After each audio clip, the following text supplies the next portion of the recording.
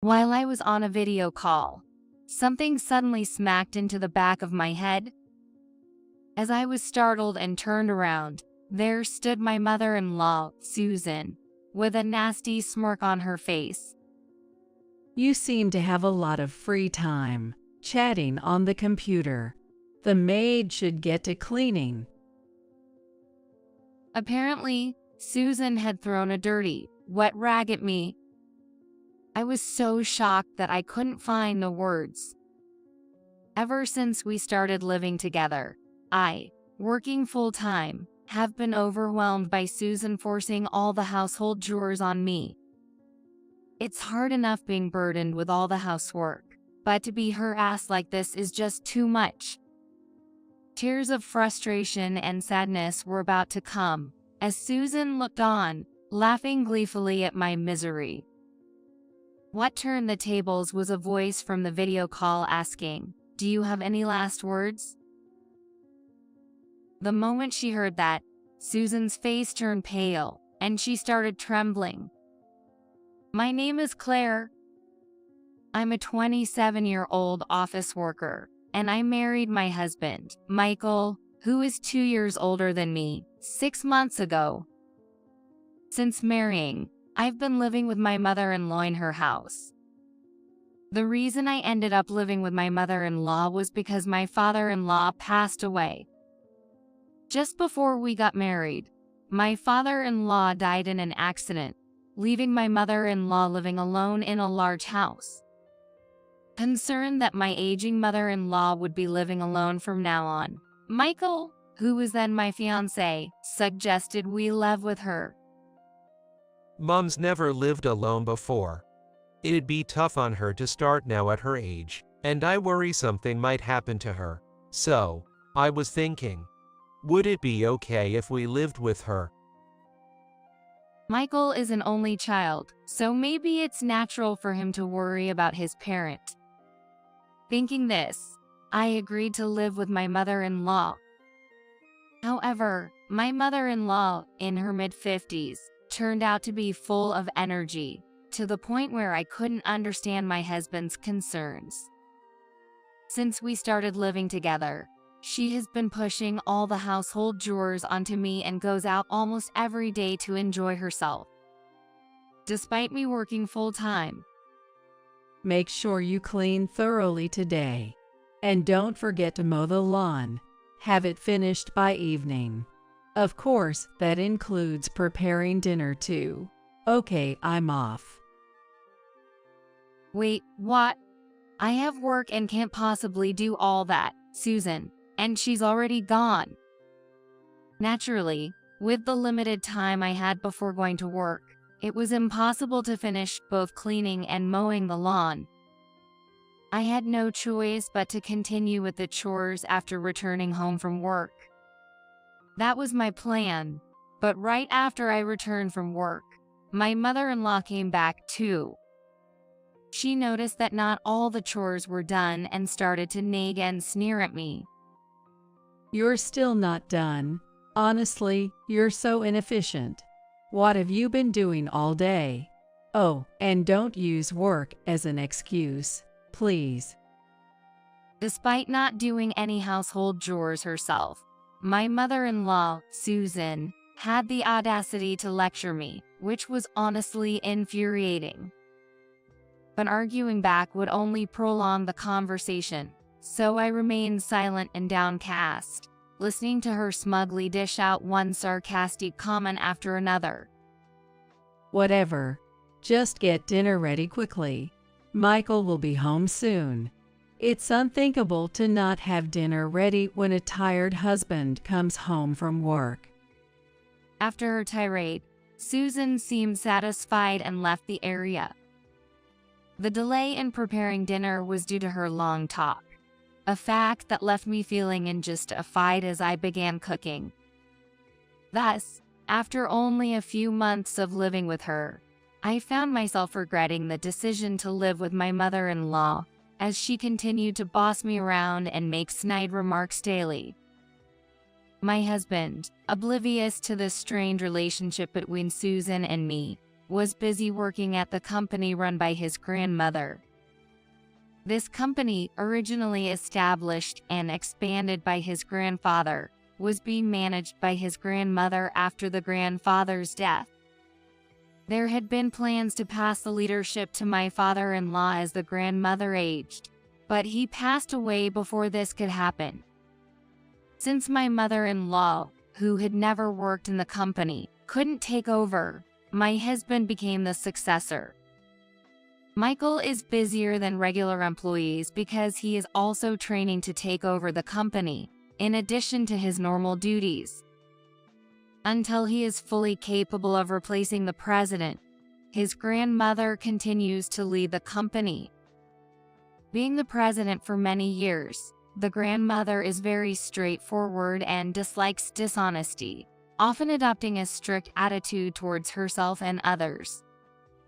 Susan, having been strictly disciplined by her own mother-in-law initially, seems to have a fear of her, showing discomfort at the mere mention of her name.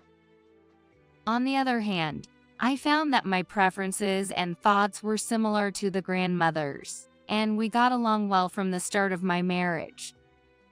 Fortunately, our relationship wasn't as close as a typical mother-in-law and daughter-in-law, which perhaps helped us to quickly warm up to each other. And before I knew it, I was visiting grandmother-in-law on my own during holidays. Susan, disliking the close relationship between her mother-in-law and me, started making snide remarks more frequently after realizing how well I got along with her.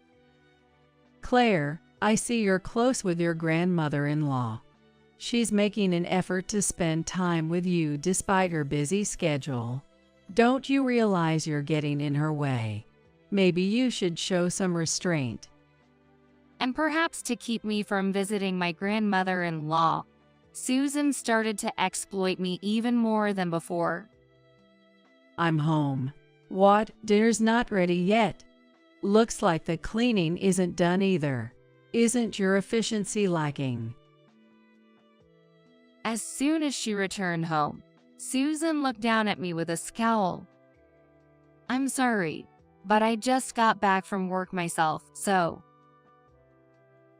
I don't want to hear excuses. Just get it done quickly. For me, working full-time and sometimes doing overtime, it's impossible to manage all the household chores perfectly.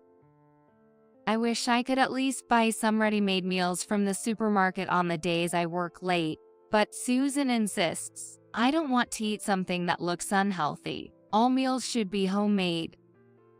Exhausted by dealing with Susan's unreasonable demands, I took the opportunity when she was out to talk to my husband, Michael. Susan won't listen to me. Can you talk to her, Michael? It's impossible for me to manage all the household chores by myself when we both work. We need her help. However, even when I pleaded, my husband wouldn't listen.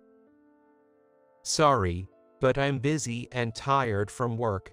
Can't you complain somewhere else? I think he didn't want to hear me speak ill of Susan. My husband, training to be the successor at his grandmother's company, seems to be tasked with various jobs and literally works from morning till night, often even on weekends. Reluctant to burden my extremely busy husband, I couldn't bring myself to discuss Susan with him any further. In the midst of these uncomfortable days, I received a call from my grandmother-in-law on a day off. There's something I can't figure out on my computer. Claire, I hate to bother you, but could you help me? Is now a good time? I just finished my morning chores, so it's fine. I'll help if I can. Having just taken a break from my chores, I was happy to help my grandmother-in-law. I switched the call to a video chat and began remotely assisting her with her computer.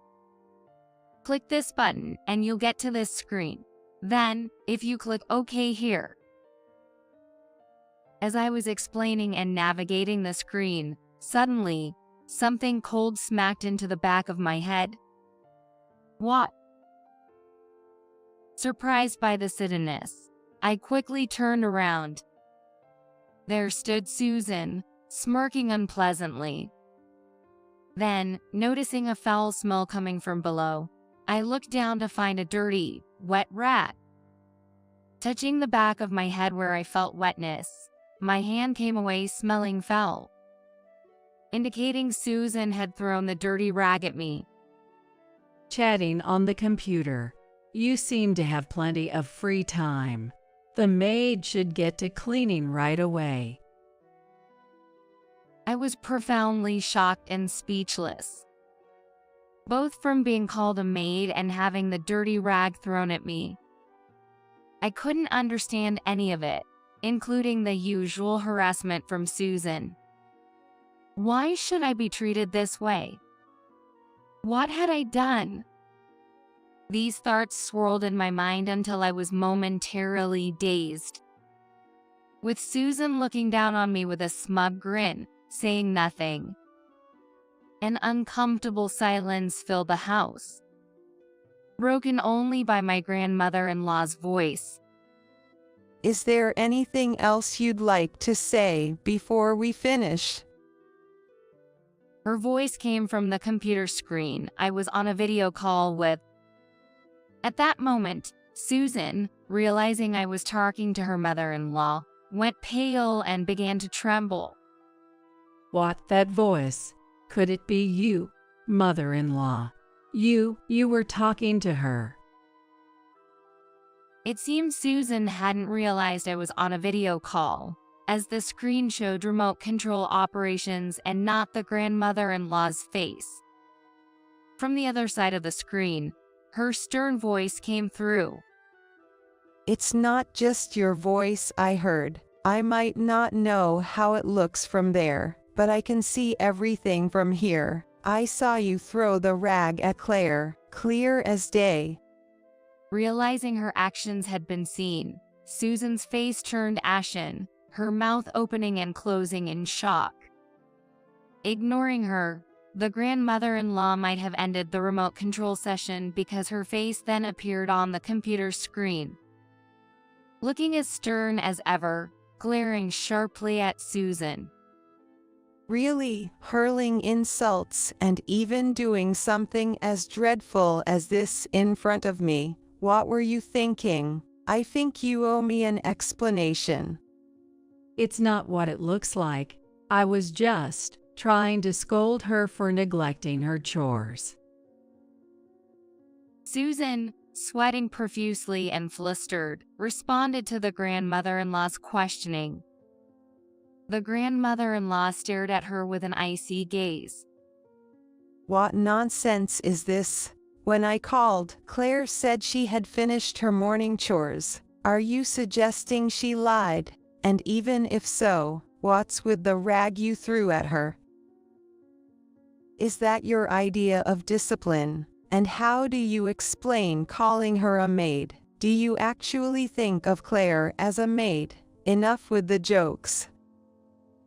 Well, it's just. Susan was so intimidated by the relentless questioning that she couldn't provide a straight answer, her eyes darting around. Perhaps exasperated, the grandmother-in-law sighed heavily. Enough. It seems I need to re-educate you. I'm coming over right now, so just wait there. You know what will happen if you try to run, right? With that, the grandmother-in-law ended the video call. Susan stood frozen in front of the computer, her face a shade of desperate blue, speechless. Her demeanor was almost like how I had been earlier, stunned by the harassment I received. About 30 minutes later, both the grandmother-in-law and Michael arrived at our home. Having briefly heard from the grandmother-in-law during the drive, Michael had a stern look. Well then, let's hear again. What exactly were you thinking with all this? Though Susan had remained motionless since the call ended, she started trembling when confronted by the arriving grandmother-in-law. It's really not what it seems. I wasn't bullying Claire. I just told her to take care of the housework instead of just playing around. I ran out of my patience with my Mill, who kept making excuses even in this situation. And I burst out in frustration at Susan. Enough. You dump all the housework on me and go out to enjoy yourself. How is that fair? And for your information, I work full-time. I'm not out playing. There's no way I can meet your standards of housekeeping. Working 5 days a week from morning till night. How can one person be expected to clean every corner of the house every single day? It's unreasonable to expect me to cook a full-course meal for every meal, mow the lawn and water the plants daily, and never miss laundry and ironing. My frustration unleashed. I also laid bare to the grandmother-in-law and Michael how unreasonable Susan's demands and actions had been. What the, Mom? You've been putting Claire through all this despite having all the time in the world because you're not working. Michael, shocked by my words, began to confront Susan. With a stunned husband and a disapproving grandmother-in-law glaring at her, Susan shrank in size. Realizing Susan had nothing to say, Michael turned to me. It seems I've made a terrible mistake. Claire, I'm truly sorry for not taking your words seriously. I had no idea you were suffering like this. I just assumed Mom was handling the chores. I should have realized sooner and addressed Mom's behavior. I'm so sorry. Michael, looking pale, apologized. You probably don't want anything to do with her anymore, right? Let's stop living with her and just be on our own. Surprised by Michael's unexpected suggestion, my emotions shifted from joy to astonishment. Really? Are you sure? I hesitantly asked, wondering if I was just hearing things I wanted to hear. When I fearfully confirmed this thought, my husband nodded strongly and said, "Of course." My husband is serious, not lying, about trying to help me deal with my mother-in-law. Feeling supported and relieved, tears welled up in my eyes. However, Susan, witnessing our conversation, did not seem pleased with the development and suddenly became infuriated. What's this, Michael and Claire? Both of you spouting such nonsense. Don't you know it's only natural for a daughter-in-law to perfect the housework?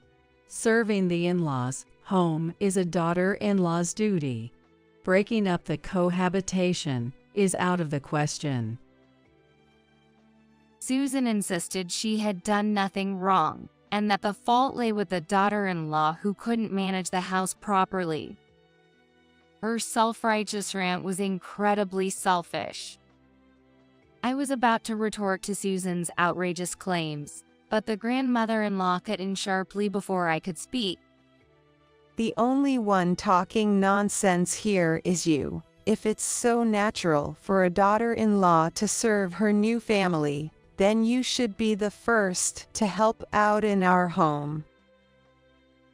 Chastised by the grandmother-in-law, Susan's previous bravado disappeared, and she trembled with fear.